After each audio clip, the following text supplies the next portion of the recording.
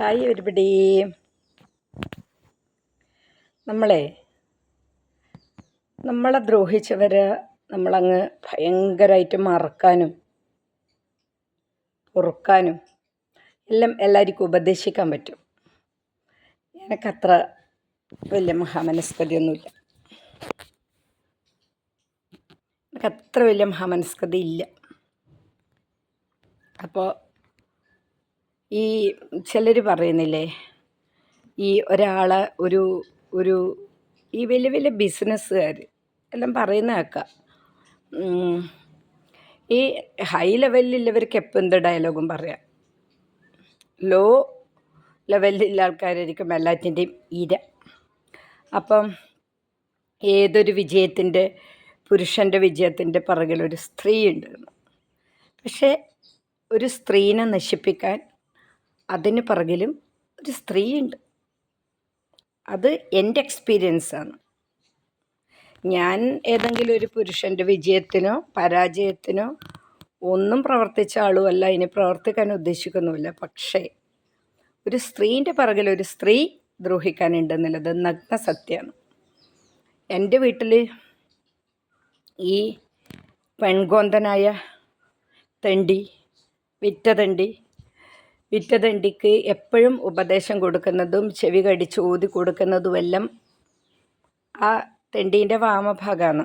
കാരണം ഞാൻ നേരിട്ട് കേട്ടിട്ടുണ്ട്, ഞാൻ കഴിഞ്ഞ എപ്പിസോഡ് പറഞ്ഞിട്ടുണ്ട്. അതായത് ഒഴിവായിക്കോട്ടെ, ശല്യം ഒഴിവായിക്കോട്ടെ, 20, 15, 30 എത്രയെന്ന് വെച്ച് എടുത്ത് കൊടുക്ക്. പക്ഷെ അവരെ പൈസയല്ല, എൻ്റെ അമ്മേൻ്റെ അച്ഛൻ്റെ സ്വത്ത് വിറ്റ പൈസ ബാങ്കിലുണ്ടായിരുന്നു. ഈ നാട്ടുകാരും എൻ്റെ ചുറ്റുമുള്ള ബന്ധുക്കളും ലോകം മുഴുവനുള്ളവർ വിചാരിക്കുന്നു ഈ അമ്മേൻ്റെ മക്കളെ കല്യാണം കഴിപ്പിച്ചതും ഞങ്ങളെ നോക്കിയതും എല്ലാം അയാളാണെന്ന്. അല്ല,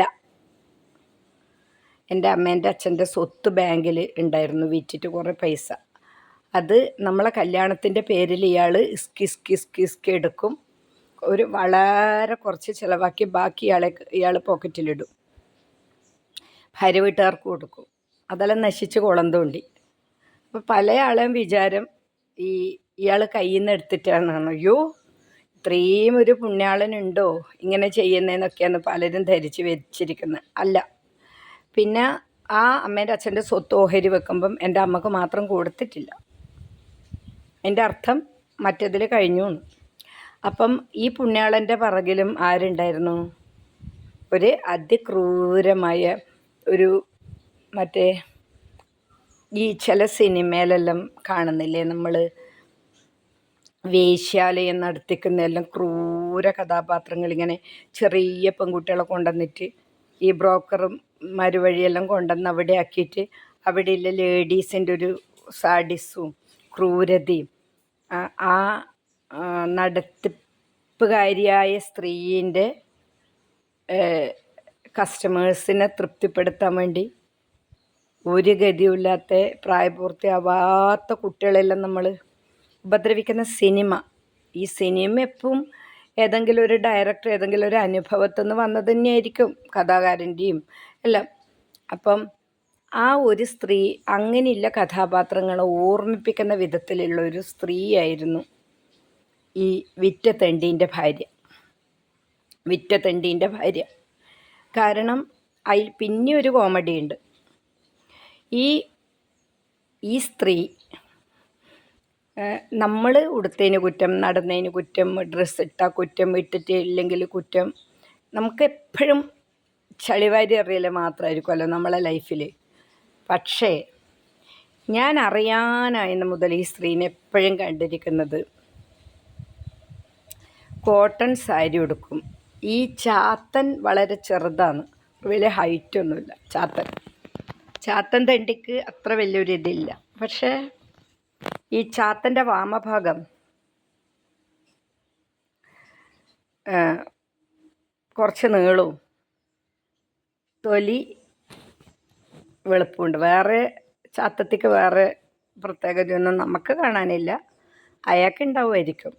വളരെ ക്രൂരമായ, അതാ ഞാൻ പറഞ്ഞു, ഈ പെൺകുട്ടികളെ വിൽപ്പനക്ക് കൂട്ടു നിൽക്കുന്ന സ്ത്രീൻ്റെ അതേ റോളായിരുന്നു എൻ്റെ വീട്ടിൽ. കാരണം ഇവിടെ 2-3 പെൺകുട്ടികളുണ്ടാകുമ്പം അവരെ വിൽക്കാന്നുള്ളത് തന്നെയാണ് ആ സ്ത്രീൻ്റെ ലക്ഷ്യം. ഞാൻ 2-3 സിനിമ എനിക്ക് എപ്പോഴും ഓർമ്മ വരാറുണ്ട് അത് കാണുമ്പോൾ, പഴയ സിനിമ. അപ്പം ഇവരെ ഒത്താശയോടുകൂടിയാണല്ലോ ഇത് നടക്കുന്നത്. പക്ഷെ ഇവരെ വേഷവിധാനെല്ലാം ഭയങ്കരമാണ്. അന്നേരം നമ്മൾ കുട്ടികളാണ്. അപ്പം ഈ ചാത്തൻ്റെ ഫ്രണ്ട്സ് ഉണ്ട്, അയാളെ കൂടെ മുന്നേ ജോലി ചെയ്തവരും അങ്ങനെ പല പല കേസിലുള്ള ചാത്തൻ്റെ ഫ്രണ്ട്സ്. ചാത്തൻ തണ്ടി മറ്റുള്ളവരിങ്ങനെ സ്വീകരിക്കാനും സൽക്കരിക്കാനും സോപ്പിങ്ങിനൊക്കെ ഭയങ്കര ഒരു പ്രാവീണ്യമുള്ള ആളാണ്. പിന്നെ ഫ്രണ്ട്സ് വന്ന ഉടനെ ഇവളെ വിളിക്കും കാണിച്ചു കൊടുക്കാൻ. എനിക്ക് എന്തോ ഒരു ഭയങ്കര അഭിമാനമാണ് പിന്നെ ഇവളെ കാണിച്ചു കൊടുക്കാൻ. അപ്പോൾ നമ്മൾ ഈ സ്ത്രീ എപ്പോഴും പോയി നിൽക്കുന്നതും കണ്ടിട്ടുള്ളത്, ഇതിപ്പോൾ അറിയുന്നവർ മനസ്സിൽ കരുതും ഓ ഇവൾ പറയുന്നത് ശരിയാണെന്ന്. മറ്റാർക്കും അത് അക്സെപ്റ്റ് ചെയ്യാൻ പറ്റണമെന്നില്ല. ഈ സ്ത്രീ എപ്പോഴും അങ്ങ് ഈ നമ്മളെ ശരീരത്തിൽ ഏറ്റവും താഴെ, ഇനി അതിനപ്പുറത്ത് നമുക്ക് ഈ സ്കേർട്ടൊന്നും കെട്ടാൻ പറ്റൂല, ഏറ്റവും താഴെ സാരി ഉടുക്കും. പ്രത്യേകിച്ച് അത് കോട്ടണും കൂടി ആയിരിക്കും. എന്നിട്ട് വൺ സൈഡ് ഷോ കാണിച്ചിട്ട് ഇങ്ങനെ നിൽക്കും. അങ്ങനെ മറ്റൊരാളെ മുന്നിൽ ആ സ്ത്രീ നിൽക്കുന്നതിൽ ചാത്തന് ഭയങ്കര തൃപ്തിയായിരുന്നു. അതായത് ഞാൻ കൈകാര്യം ചെയ്യുന്ന മുതൽ ഇത്രയും ഭയങ്കര അപൂർവ ജീവിയാണ് എന്ന് വരുത്തി തീർക്കാൻ വേണ്ടിയിട്ട്.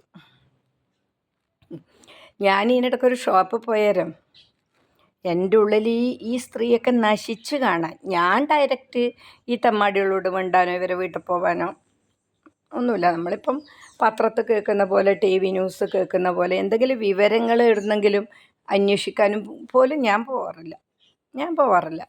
ഞാൻ ആവുന്നതും ബന്ധുക്കളെ കല്യാണത്തിനോ നുണക്കോ ഒന്നും ഞാൻ നിൽക്കാറില്ല. അത്രയും എമർജൻസി ആയ കാര്യത്തിന് മാത്രം നമ്മൾ പോവും.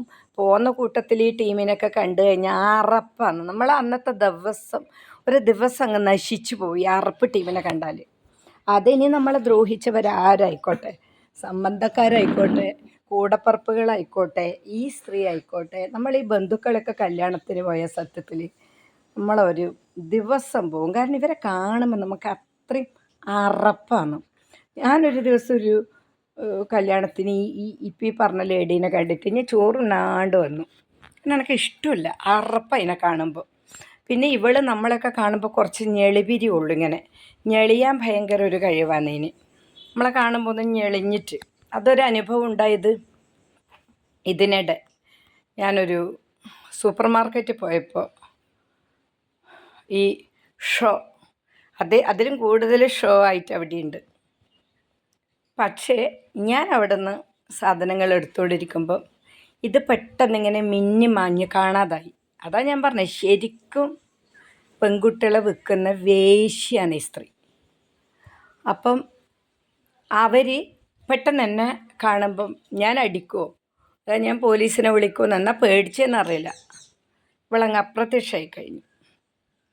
അപ്പോൾ നമ്മൾ അതാ ഞാൻ പറഞ്ഞത്, നമ്മളെ വീട്ടിൽ കയറി വരുന്ന സ്ത്രീകൾ വളരെ ലോഹ്യത്തോടെ നമ്മളെ കൂടെ നിന്നിട്ട് നമ്മളെ വിൽക്കാനൊക്കെ കൂട്ടു നിൽക്കും. അതിലൊരു വലിയ ക്രൂരതേൻ്റെ ഒരു ഉദാഹരണം പറയാനാണ് ഇന്ന് വീഡിയോ ഇടുന്നത്, സംസാരിക്കുന്നത്. ഇവർ ഒരാളെ കച്ചവടമാക്കിയപ്പോൾ ഇവർക്ക് 3 ആളായിട്ട് റിട്ടേൺ വന്നു. അപ്പോൾ നമ്മളൊരു ഗർഭിണിയായ പശുവിനെ വാങ്ങിയാൽ അമ്മേനെയും കുഞ്ഞിനെയും കിട്ടും. അതേപോലെ ഇവരെ ഈ കച്ചവടത്തിൽ ഇവർക്ക് നഷ്ടം പറ്റി. ഇവൻ്റെ കൂടെ കൊണ്ടാക്കിക്കൊണ്ടിരിക്കും. അത് ഞാൻ പിന്നെ പറയാം. ഇവൻ പിന്നെ കൊടുങ്ങല്ലൂർ അവിടെ കൊണ്ടാക്കി, ഇവൻ തൃശ്ശൂർ അവിടെ കൊണ്ടാക്കി, വാടക വീട്ടിൽ അവിടെ കൊണ്ടാക്കി. അയ്യോ, അതെല്ലാം പറഞ്ഞു കഴിഞ്ഞാൽ ശരിക്കും നമ്മൾ തളരും. ഈ സ്ത്രീ എന്നെ കൊണ്ടുപോയി പിന്നെ കൊടുങ്ങല്ലൂർ ഇവൻ്റെ പെങ്ങളെ വീട്ടിൽ വിട്ടപ്പോൾ, അയ്യോ ഇവിടെ മോക്ക് 10ാം ക്ലാസ് പരീക്ഷയാണ്, ഇപ്പം എന്തിനാ ഇങ്ങോട്ട് കൂട്ടി വന്നേന്ന് ചോദിച്ചു അവർ. എന്നിട്ട് അവിടെ തള്ളിയിട്ട് ഈ സ്ത്രീ വന്നു. അത് ഞാൻ പിന്നെ പറയാം. ഈ കൊടുങ്ങല്ലൂർ അവൻ്റെ പെങ്ങളുണ്ട്. അതായത് ഈ ഒരു വിൽപ്പന കഴിഞ്ഞിട്ട് ഈ സ്ത്രീ പിന്നെയും വിൽപ്പനയ്ക്ക് കൂട്ടി നിൽക്കുന്നുണ്ട്. എൻ്റെ വീട്ടിൽ വെച്ചിട്ട്. ഒരു കുട്ടികൾ നല്ല ചെറുത്, ഒരു വെക്കേഷൻ, എല്ലാവരും ഉണ്ട്. അപ്പോൾ ഇവരാര് മുഖാന്തരം ഇത് പ്ലാൻ ചെയ്തതിനെന്ന് സത്യത്തിൽ എനിക്കറിയില്ലേ, അതെനിക്കറിയില്ല. ഒരു ബ്രോക്കറുണ്ട് പെട്ടെന്ന് ഒരു ദിവസം ഇവിടെ കയറി വരുന്നു. എന്നിട്ട് പിന്നെ ഇവളാണ് ആള്. എന്നാ ഞാനിതൊന്നും അറിയില്ല. ഒരു കക്ഷത്തിലൊരു ബാഗെല്ലാം വെച്ചിട്ട് ഒരു കുളിക്കാത്ത നനക്കാത്ത മുടിമുറിക്കാത്ത ഒരു കിളവൻ ബ്രോക്കർ. അപ്പോൾ ഈ ബ്രോക്കർ എന്നെ കാണിച്ചു കൊടുക്കുമ്പോൾ എന്നെല്ലാം പറയുന്നുണ്ട്. ഇവർ പുറത്തുനിന്ന് കുറേ സംസാരിക്കുന്നെല്ലാം ഉണ്ട്, ചാത്തനും ഭാര്യയും ടീമുമല്ല. അപ്പം ഞാൻ റൂമിൻ്റെ ഉള്ളിലുണ്ട്. അപ്പോൾ ഈ ചാത്തൻ്റെ ഭാര്യ ഇപ്പോൾ ഈ പറഞ്ഞ കഥാപാത്രം, ഈ പെൺകുട്ടികളെ വിൽക്കുന്ന ഏജൻ്റാണ് ഇവള് വന്നിട്ട് എന്നോട് പറയാം, പിന്നെ എത്ര കാലം ഇത്ര ചെറുപ്പത്തിൽ ഇങ്ങനെ ഒറ്റയ്ക്ക് ജീവിക്കുക, എത്ര ആൾ രണ്ടാമത് കല്യാണം കഴിക്കുന്നുണ്ട്, രണ്ടാമതും മൂന്നാമതും നാലാമതും കെട്ടുന്നുണ്ട്, ഏതാ നമുക്ക് വിധിച്ചത്, ഏതാ നമുക്ക് യോഗം, ആരെ കൊണ്ടാണ് നമ്മൾ നന്നാവുക, ഒന്നും പറയാൻ പറ്റൂല. പിന്നെ അയാൾക്ക് കുറച്ചിങ്ങനെ ഒരു ചെറിയുടെ ഒരു പ്രശ്നമുണ്ടെന്നേ ഇല്ലൂ ആ വന്ന ആലോചനക്ക്. എനിക്കറിയുന്ന ടീമാണ്, ഒരുപാട് റബ്ബർ എസ്റ്റേറ്റും സ്ഥലവും എല്ലാ സൗകര്യവും ഉണ്ട്, നല്ല ഹൈറ്റും വെയിറ്റെല്ലാം ഉണ്ട്. നോക്ക്, പിന്നെ കുഞ്ഞള നിൻ്റെ അമ്മ നോക്കിക്കോളും, കുഞ്ഞള നിൻ്റെ അമ്മ നോക്കും. പിന്നെ ഇവള് ഈ വിറ്റ് 2 മക്കളായതിന് ശേഷം ഒരു ചോക്ലേറ്റോ ഒരു ഷഡ്യോ വാങ്ങിക്കൊടുത്ത ബന്ധം മക്കൾക്കില്ല.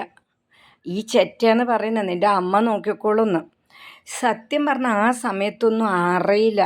അപ്പോഴേ ഇവളെല്ലാം പിടിച്ച് ജയിലിലാക്കാനല്ല സോഴ്സ് ഉണ്ടായിരുന്നു, പറ്റിയില്ല, വിവരമില്ല. അങ്ങനെ ഭയങ്കരമായിട്ട് എന്നെ പ്രലോഭിപ്പിച്ചു. പക്ഷേ ഈ ബ്രോക്കർ മാത്രമേ ഉള്ളൂ. അപ്പോൾ ഈ പുറത്തുനിന്ന് ചാത്തൻ ചോദിക്കുന്നുണ്ട്, പിന്നെ നിങ്ങൾ ആദ്യം ഇവളെ കണ്ട് സംസാരിച്ചിട്ട് അയാളോട് വരാൻ പറയുന്നുണ്ട് ചാത്തൻ ബ്രോക്കറോട്. ഈ വിറ്റ ചാത്തൻ, ആദ്യം വിറ്റ ചാത്തൻ. രണ്ടാമതും വിൽപ്പനയ്ക്ക് ഇവരെ ഒരുങ്ങി, എന്തോ സ്കിപ്പ് ചെയ്തതാണ്, അതെന്ന സംഭവം എന്നാണ് പറയുന്നത്. അപ്പം ഇയാൾ വേഗം ഒരു കക്ഷത്തിൽ ബാഗെല്ലാം ഉണ്ട്. ഈ അശ്രീകരം കെട്ടത് ഞാനും ആരെല്ലാം ഉണ്ട് റൂമിൽ വന്നിട്ടിങ്ങനെ ഈ ശ്രീകണ്ഠാപുരം ഭാഗത്ത് എവിടെയാണ്. കാരണം ഇവളെ അനിയൻ, ഈ ചാത്തൻ്റെ ഭാര്യേൻ്റെ ഈ ലേഡീൻ്റെ അനിയൻ്റെ ഭാര്യ കല്യാണം കഴിച്ചത് ശ്രീകണ്ഠാപുരം ഭാഗത്ത് എവിടെയാണ്. അപ്പോൾ ഈ ബ്രോക്കർ എന്നോട് പറഞ്ഞത് ശ്രീകണ്ഠാപുരം ഭാഗം എവിടെയാണ്, റബ്ബറുണ്ട്. ഇവള് പറഞ്ഞ ഡയലോഗല്ലേ ഇയാളും പറഞ്ഞു.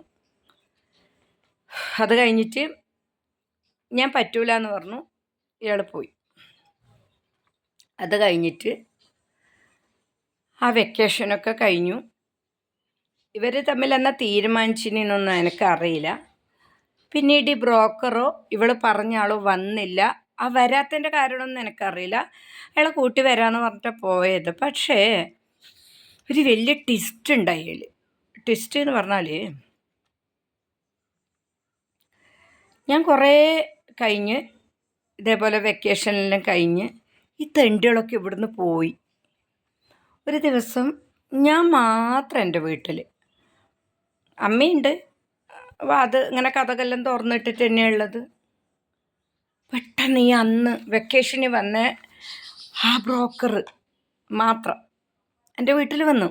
ഈ തറവാട്ടിൽ ആരുമില്ല. ശ്രീലത എന്തുണ്ട്, എനിക്ക് പിന്നെ കുറച്ച് തിരക്കല്ലായതുകൊണ്ട് വരാൻ പറ്റിയില്ല. അന്നേരം ഞാൻ ചോദിക്കേണ്ടത്, ഞാൻ നിന്നെ വരാൻ ഏൽപ്പിച്ചിട്ടില്ലല്ലോ എന്നാണ്. നമുക്ക് അന്നേരം ഒന്നും കിട്ടൂല എന്നുള്ളതാണ് പറയാൻ. ഇനി അങ്ങനെ ആരെങ്കിലും ഉണ്ടെങ്കിൽ നിങ്ങൾക്ക് പറയാൻ കിട്ടണം.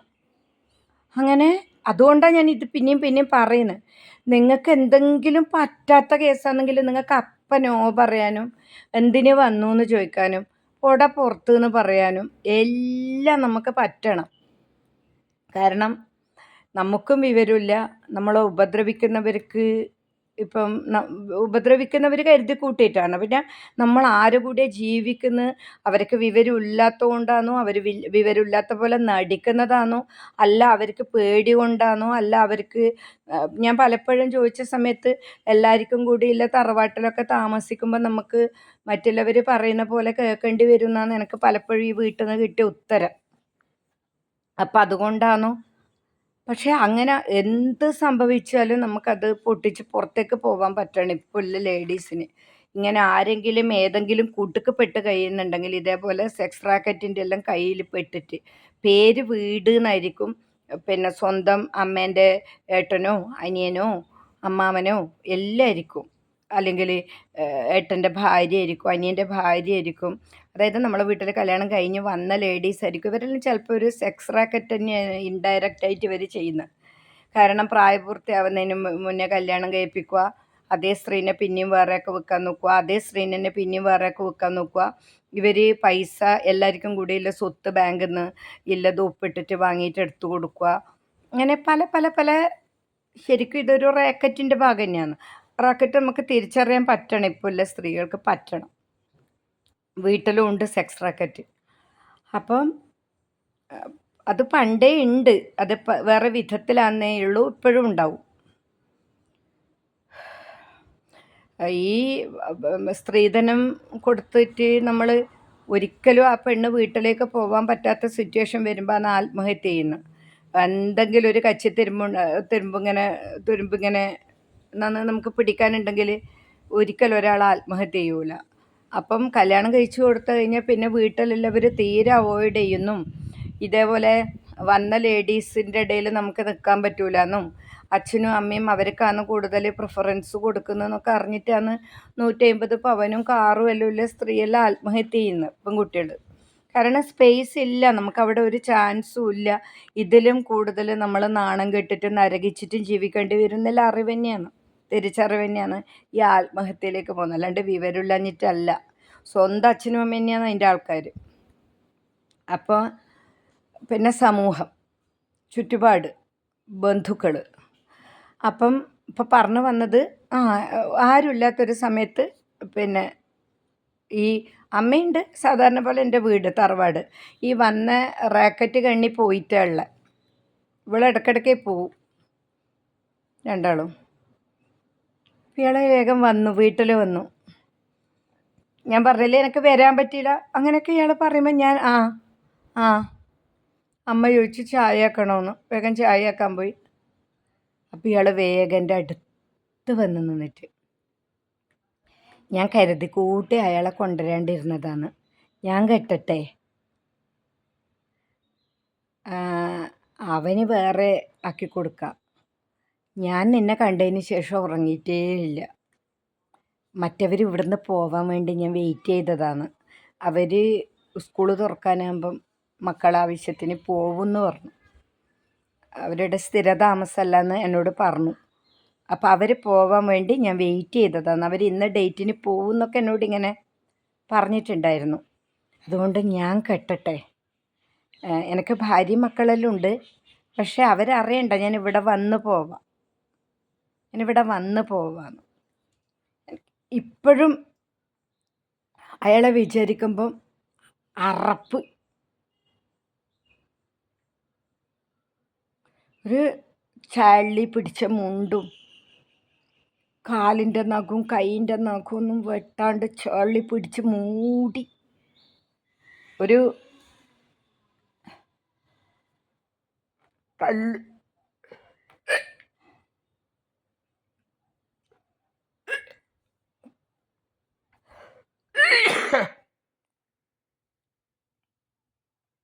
പല്ലൊന്നും തേക്കാത്ത ഒരു ഞെട്ടാൻ പിടിച്ച ഒരാൾ,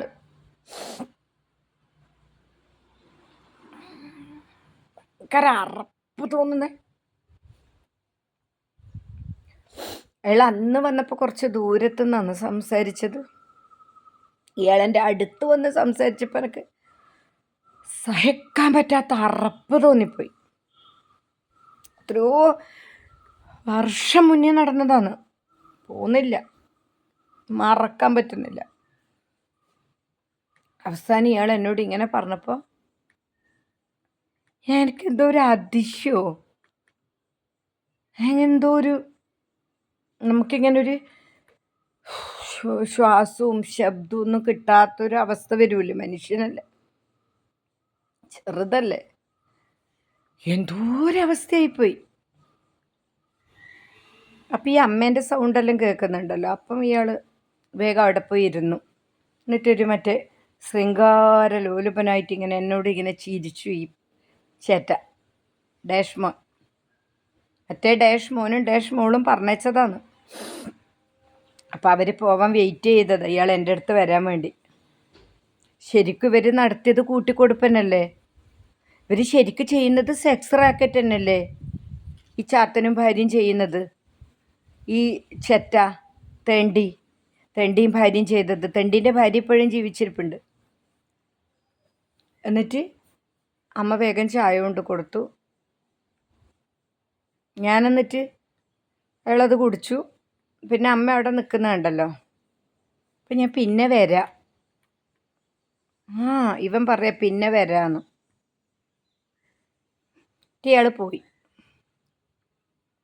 പിന്നെ ഇയാൾ 1-2 പ്രാവശ്യം എൻ്റെ വീട്ടിലേക്ക് പിന്നെയും വന്നിട്ടുണ്ട് പറഞ്ഞാൽ അങ്ങനെ കയറി ഉപദ്രവിക്കാനോ വീട്ടിൽ കയറി അങ്ങനെയൊന്നുമല്ല. പല ആൻസറും അനുകൂലമായിട്ട് കിട്ടുമെങ്കിൽ താമസിക്കാന്നില്ലയിൽ ഇങ്ങനെ കയറി ഇറങ്ങിയിട്ടുണ്ട്. എന്നാൽ ഈ എൻ്റെ അമ്മ എന്ന് പറയുന്ന ഈ അമ്മ ചോദിക്കണം, നീ എന്തിനാ വരുന്നത്? പക്ഷേ ഞാൻ രണ്ടാമത് ഇയാൾ വന്നേരും ഈ അമ്മയോട് ഇതൊന്നും പറയാൻ നിന്നിട്ടുമില്ല. ഇയാൾ ബ്രോക്കറാണെന്നുള്ളത് അമ്മക്കറിയാം. അപ്പം അമ്മ മനസ്സിൽ വിചാരിച്ചത് വേറെ ആരെങ്കിലും കാര്യം പറയാൻ വന്നതായിരിക്കും എന്നാണ്. എനിക്കെന്തോ ഒരു നാണക്കേട് ഇയാളിങ്ങനെ പറഞ്ഞിനെന്ന് പറയാൻ. ഞാൻ പിന്നെ അത് വലിയ മൈൻഡാക്കിയിട്ടുമില്ല. പിന്നെ 1-2 പ്രാവശ്യം ഇയാളിങ്ങനെ ഒരു വഴിപോക്കൻ സ്റ്റൈലിൽ ഞങ്ങളെ വീട്ടിൽ കയറി വന്നു. പക്ഷേ എന്നെ ഇങ്ങനെ നമ്മളങ്ങനെ ഫിസിക്കലി ഉപദ്രവിക്കാനോ അല്ലെങ്കിൽ വീട്ടിൽ കയറി വരാനോ അങ്ങനെയല്ല. ഒരു പറ്റുമെങ്കിൽ കുറച്ച് കാലം കയറി കിടന്നിട്ട് പോവാ. തൊണ്ടൻ, അറപ്പുള്ളൊരു തൊണ്ടൻ. കുറച്ച് കാലം കിട്ടുമെങ്കിൽ നല്ലതല്ലേ? പ്രത്യേകിച്ച് ചിലവൊന്നുമില്ലല്ലോ. മറ്റവരൊത്താശയുണ്ട്. അവൾ ഇന്നും ജീവിച്ചിരിപ്പുണ്ട്. അവളെല്ലാം ഞാൻ ചോദിക്കുന്നത് ശരിക്കും വെള്ളം കിട്ടാതെ പുണ്ണ് പിടിച്ചിട്ടോ പുഴുത്തിട്ടോ എല്ലാം ചത്തുപോകൂലേ? ഈ എൻ്റെ ജാതിയിലില്ലേ എൻ്റെ ബന്ധുക്കളായ ഇവളെല്ലാം വലിയ തമ്പുരാട്ടിയായിട്ട് വാഴിച്ചിട്ട് ഇവളെല്ലാം വയറിൻ്റെ കളറിലും ഇവളെല്ലാം മുഖത്തിൻ്റെ വൈറ്റ് വാഷിലും ഇവളെല്ലാം ചില അവയവങ്ങളെ പേര് പറഞ്ഞാൽ യൂട്യൂബ് എടുക്കൂല. അതൊക്കെ കാണിച്ച് നടക്കുന്നേ, ഈ പ്രൈവറ്റ് പാർട്സൊക്കെ കാണിച്ച് നടക്കുന്ന ഇവളെല്ലാം ആരാധിക്കുന്ന കുറേ ഞങ്ങളെ കാസ്റ്റിലുള്ളവരുണ്ട്. കാരണം ചില മീറ്റിങ്ങിന് വരാറുണ്ട് പോലും ഇവൾ. ചില ഓണത്തിൻ്റെ ഒക്കെ എല്ലാം ഞങ്ങളെ കാസ്റ്റിൻ്റെ ഒക്കെ പ്രോഗ്രാം ഉണ്ടാവും. അതിനൊക്കെ ഈ സെക്സ് റാക്കറ്റ് ആയിട്ട് പ്രവർത്തിച്ച് ഈ തെണ്ടി വരാറുണ്ട്. ഈ തെണ്ടി ഇപ്പോഴും ക്ഷയിച്ച് നടക്കുന്നുണ്ട്. അവൾ എന്തിൻ്റെയല്ലോ എക്സിക്യൂട്ടീവ് മറ്റേ കുട്ടീവല്ലാന്ന് പോലും. ഈ ചരിത്രമെല്ലാം ശരിക്കും ഞങ്ങളെ ബന്ധുക്കളും ഇവളെല്ലാം മീറ്റിങ്ങിന് വിളിക്കുന്ന സ്ത്രീകളും അറിയണം. ഇവൾ കുറച്ച് വർഷം മുന്നേ ഈ വീട്ടിലെ ഒരു പെണ്ണുങ്ങളെ വിൽപ്പനക്ക് കൂട്ടുനിന്ന ഒരു സ്ത്രീകളെ വിൽപ്പനക്ക് നിൽക്കുന്ന ഒരു കണ്ണിയായിരുന്നു എന്ന്. പിന്നെ ഇവളും ഇവളെ ചാത്തനും കൂടി ചെയ്ത മറ്റൊരു പരിപാടി എന്താന്ന് പറഞ്ഞാൽ എന്നെക്കാട്ടിയും എന്നോട് എല്ലാവരും വീഡിയോയിൽ ചോദിക്കുന്നില്ലേ നിങ്ങൾക്ക് സഹോദരങ്ങളില്ലേന്ന്.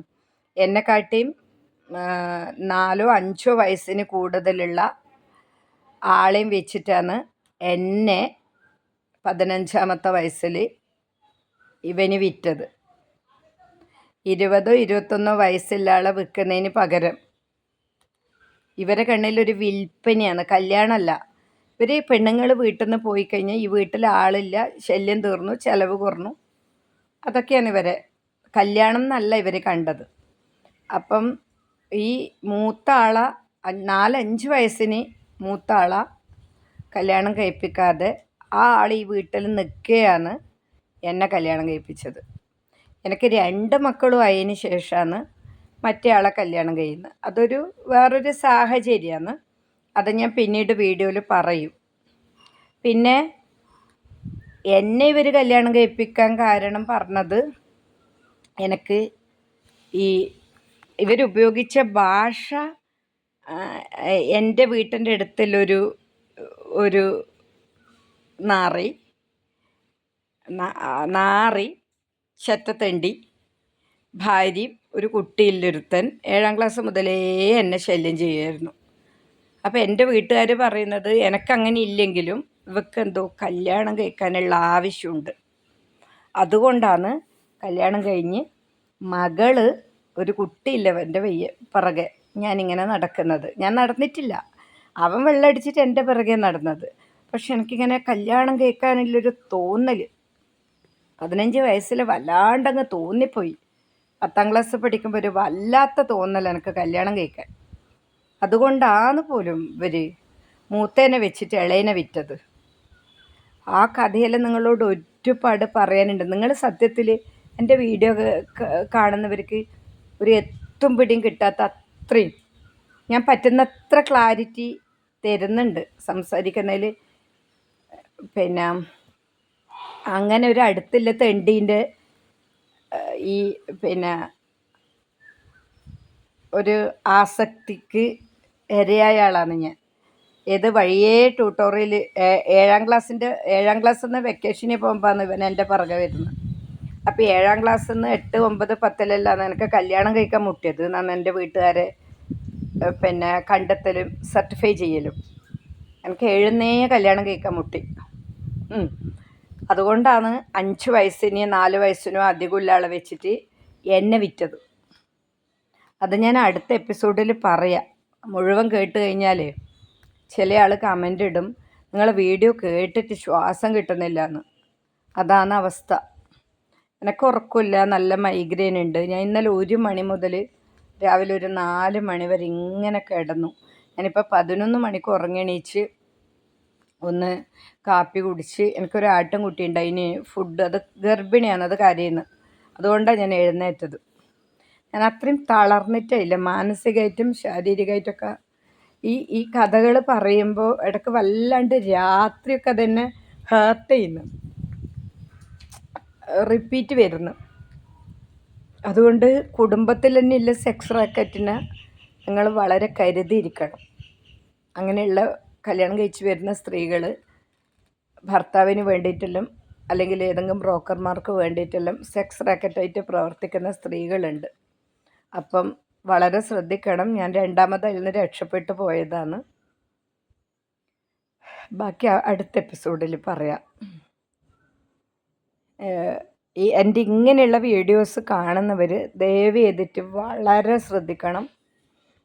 ഒന്നിലും വീണ് പോവരുത്. നമ്മൾ സെൽഫായിട്ട് തന്നെ നമ്മളെ കാര്യങ്ങൾ ചെയ്യാനും പ്രതികരിക്കേണ്ടടുത്ത് പ്രതികരിക്കാനും നോന്ന് പറയേണ്ടടുത്ത് നോന്ന് പറയാനും പുറത്ത് പോന്ന് പറയേണ്ട ആളോട് പുറത്ത് പോവാൻ പറയാനും ഗേറ്റ് അടക്കാനും വാതിലുള്ളെന്ന് അടച്ചിടാനും പോടാ പുറത്ത് പോടാ ഇനി പോടി നീ നിൻ്റെ പണി നോക്കടി, നീ നിൻ്റെ ഭർത്താവിൻ്റെ കാര്യം നോക്കിയിട്ട് പോടി, അല്ലെങ്കിൽ നീ നിൻ്റെ ഭാര്യേൻ്റെ കാര്യം നോക്കി പോടാ, എൻ്റെ ജീവിതം വേറെയാണ്, അത് ഞാൻ തീരുമാനിക്കും, പോടാ പോടി എന്നൊക്കെ പറയാനുള്ള കഴിവ് അത് നിങ്ങൾ സ്വയം ആർജിച്ചെടുക്കേണ്ടതാണ്.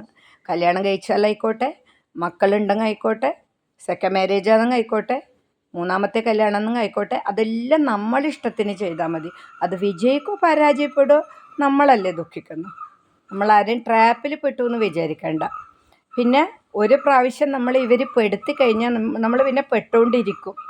അപ്പോൾ നമ്മൾ വളരെ ശ്രദ്ധിക്കണം. ഒരു പ്രാവശ്യം പറ്റിയ വീഴ്ച മിസ്യൂസ് ചെയ്യാൻ ഭയങ്കരമായിട്ട് ആൾക്കാർ കാത്തിരിക്കും, കഴുകൻ കണ്ണുകളോടെ കാത്തിരിക്കും നമ്മളെ പിന്നെയും പിന്നെയും പെടുത്താൻ.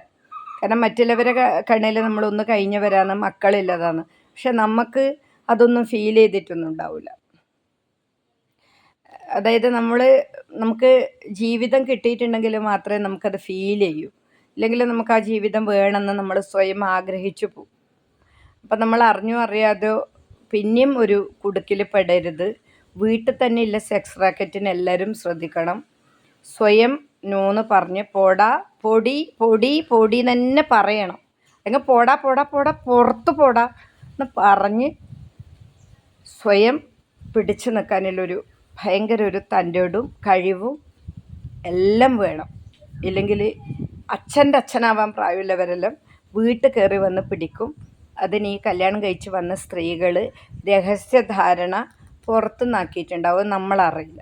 അതുകൊണ്ട് എല്ലാവരും ശ്രദ്ധിച്ച് കൃത്യമായിട്ട് പ്രതികരിക്കണം.